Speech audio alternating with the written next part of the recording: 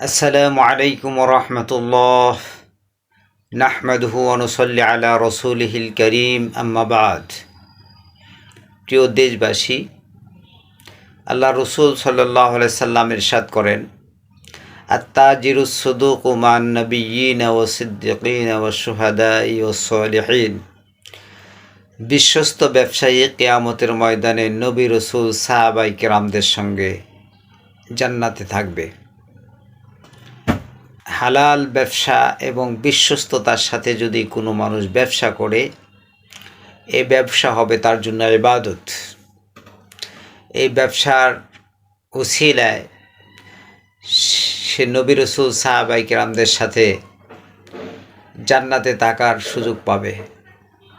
নবী রাসূল সাহাবায়ে কেরামও ব্যবসা করেছেন, তবে এই ব্যবসায়ের মধ্যে সততা থাকতে হবে, বিশ্বস্ততার সাথে ধোঁকাবাজি না করে হালাল ব্যবসা যদি কোনো মানুষ করে, তাহলে আল্লাহ পাক এই ব্যবসা করার উসিলায় নবী রাসূলদের সাথে জান্নাতে থাকার সুযোগ করে দেবেন এবং ব্যবসাটা তার ইবাদত হবে।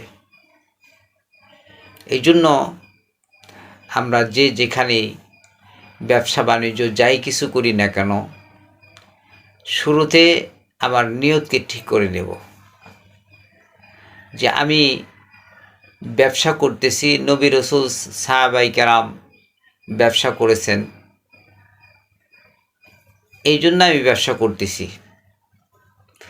মানুষকে উপকার পৌঁছায় দেওয়ার জন্য আমি ব্যবসা করতেছি।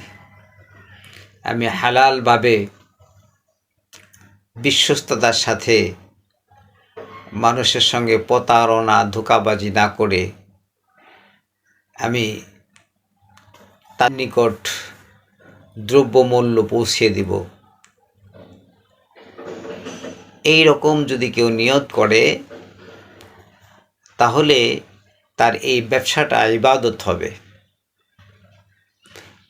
এই ব্যবসার উসিলায় আল্লাহ পাক তাকে জান্নাতের উচ্চ মাকাম দান করবেন। এই জন্য আমরা হারাম সমস্ত ব্যবসাকে বর্জন করে হালাল ব্যবসা করব, বিশ্বস্ততার সাথে ব্যবসা করব। আল্লাহ পাক আমাদের সবাইকে বিশ্বস্ততার সাথে হালাল ব্যবসা করার জন্য তৌফিক দান করুন, আমিন।